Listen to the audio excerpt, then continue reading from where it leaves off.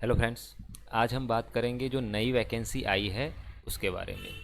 Vacancy कौन सी है? United India insurance company की वैकेंसीज है। ठीक है,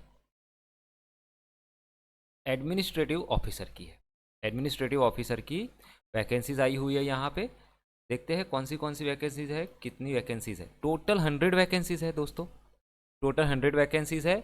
यहाँ पे अगर आप देखोगे ना, अलग अलग स्ट्रीम के लिए अलग अलग वैकेंसीज है, लेकिन यहाँ पे जनरलिस्ट की वैकेंसी नहीं आई है इस बार। जनरलिस्ट की वैकेंसी नहीं है। ऑलमोस्ट 5 या 6 साल के बाद ये वैकेंसी आई है।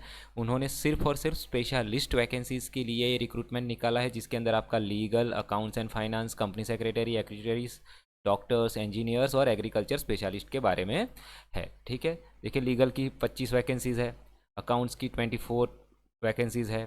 ठीक है, कंपनी सेक्रेटरी की 3 है, एक्चुअरीज की 3 है, डॉक्टर्स की 20 है, इंजीनियर्स 22 है। तो आप ये देख सकते हो अपने अपने स्पेशलाइजेशन के हिसाब से। आगे देखते हैं कि हम उनकी एलिजिबिलिटी क्या रहती है। ठीक है, यहाँ पे रिजर्वेशन वैकेंसीज के बारे में अलग से दिया गया हुआ है कि डॉक्टर्स की वैकेंसी जो है उसमें रिजर्वेशन के अकॉर्डिंग कौन सी वैकेंसी, कितने नंबर ऑफ वैकेंसीज है, और बाकी जो 80 वैकेंसीज है उसके अंदर क्या क्या वैकेंसीज रहने वाली है रिजर्वेशन के अकॉर्डिंग। ये मिक्स है। ये टोटल का मिला के उन्होंने एससी का 12 है, एसटी का 3 है, यूआर का 44 है, इस तरह से दिया हुआ है। कोई स्पेसिफिक स्पेशलिस्ट के बारे में अलग से नहीं दिया है, सिर्फ डॉक्टर को छोड़ के। ठीक है, चलिए आगे क्या है इन्फॉर्मेशन देख लेते हैं। आपका एजुकेशनल क्वालिफिकेशन क्या रहेगा? अगर आप लीगल स्पेशलिस्ट में भरना चाहते हो तो आपकी बैचलर डिग्री होनी चाहिए लॉ में, और 60% कम से कम आपका होना चाहिए ग्रेजुएशन के अंदर। ठीक है, या तो फिर मास्टर्स डिग्री इन लॉ, जहाँ पे आपको परसेंटेज की ज़रूरत नहीं पड़ती है। एक्सपीरियंस के बारे में क्या है? 3 years experience as a practising lawyer is preferable. ठीक है, कंपलसरी नहीं है, प्रिफरेबल है। अगर आपके पास होगा तो एडवांटेज मिलेगा आपको। ठीक है, देन अकाउंट्स एंड स्पेशलिस्ट के लिए देखा जाए तो चार्टर्ड अकाउंटेंट होना चाहिए, या तो फिर कॉस्ट अकाउंटेंट होना चाहिए, आपके पास डिग्री होना चाहिए, या तो फिर बीकॉम हो तो 60% मार्क्स के साथ होना चाहिए। एससी एसटी कैटेगरी के लिए 55% मार्क्स है, या तो फिर एमकॉम, मतलब या तो सीए हो या तो आईसीडब्ल्यूए हो जाओ। ठीक है, ये डिग्री है तो भी आप एलिजिबल हो। वो नहीं है तो बीकॉम विथ 60% मार्क्स है, ठीक है, तो भी आप एलिजिबल हो। और एमकॉम है विथ और विदाउट 60% मार्क्स। एम कॉम में आपको परसेंटेज का कोई क्राइटेरिया नहीं दिया है, सिर्फ बी कॉम के अंदर के परसेंटेज का क्राइटेरिया है। तो अगर आप एम कॉम हो तो भी आप भर सकते हो। देखिए यहाँ पे M B A finance allowed नहीं है। एम बी ए फाइनेंस के बारे में कुछ नहीं लिखा है, that means M B A finance allowed नहीं है। ओके, कंपनी सेक्रेटरी के लिए आपको कंपनी ग्रेजुएशन कोई भी डिसिप्लिन के अंदर 60% के साथ होना चाहिए। ठीक है, और candidate should have pass the final examination of institute company secretary, मतलब ग्रेजुएशन भी चाहिए और सीएस भी किया हुआ होना चाहिए। उसी तरह से एक्चुटरीज के अंदर भी आपका बैचलर डिग्री इन स्टैटिस्टिक्स है, मैथमेटिक्स है। डॉक्टर के अंदर देखो क्या है, एमबीबीएस चलेगा, बीएमएस चलेगा, बीएचएमएस चलेगा, लेकिन 60% मार्क्स के साथ चलेगा। इंजीनियर के लिए भी देखो बीटेक है, बीई है, सिविल, ऑटोमोबाइल, मैकेनिकल, ये सारी जो आपकी ब्रांचेज है उसके अकॉर्डिंग, लेकिन 60% मार्क्स के साथ। उसी तरह से आईटी में भी वही सेम चीज़ है, उसके अकॉर्डिंग आप देख लीजिएगा। ठीक है, एज क्राइटेरिया क्या रहने वाला है? मिनिमम 21 ईयर्स और मैक्सिमम आपका एज रहेगा 30 ईयर्स। ठीक है, 21 से लेकर 30 ईयर्स, ये यूआर कैटेगरी के लिए है। रिलैक्सेशन चाहिए जिनको एज में, एस सी एस टी के लिए देखो 5 ईयर का है, ओबीसी के लिए 3 साल का है, और पीडब्ल्यूडी के लिए 10 साल का दिया हुआ है।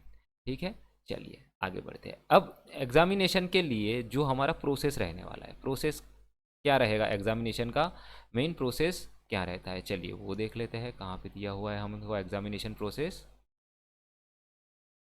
यस, मेन चीज़ एक डेट के बारे में। रजिस्ट्रेशन आपके स्टार्ट हो चुके हैं 24 अगस्त 2023 से। लास्ट डेट रहेगा 14 सितंबर। ठीक है, और देखिए download of call letters for online test 7 days prior to the actual date of examination test. अब देखिए यहाँ पे ना कोई डेट नहीं दे रखी है, लेकिन date of online test will be during the second week of October दिया हुआ है।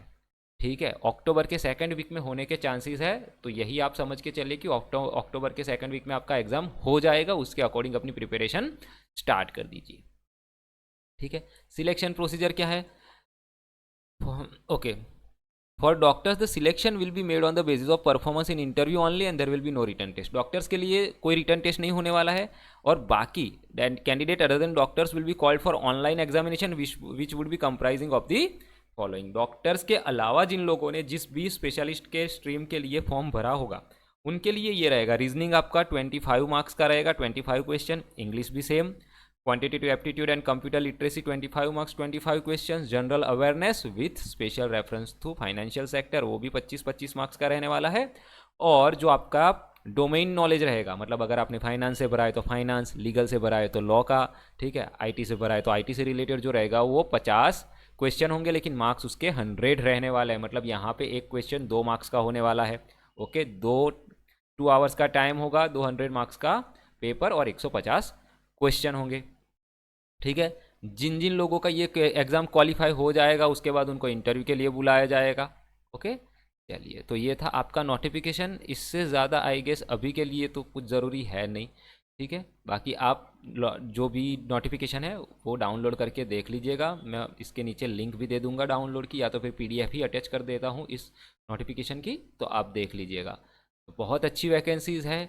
और आपको किसी भी तरह का फाइनेंस या अकाउंट से रिलेटेड कोई भी कोर्स चाहिए, किसी भी एग्जामिनेशन के लिए चाहिए, गवर्नमेंट एग्जामिनेशन के लिए, please do visit our website. और एप्लीकेशन पे भी आप जा सकते हो, तेजस कॉमर्स क्लासेस। यहाँ पे आपको हर एक एग्जामिनेशन जो फाइनेंस और अकाउंट से रिलेटेड होती है उसके लिए स्पेसिफिकली प्रिपेयर करवाया जाता है। चलिए, ठीक है, थैंक यू सो मच।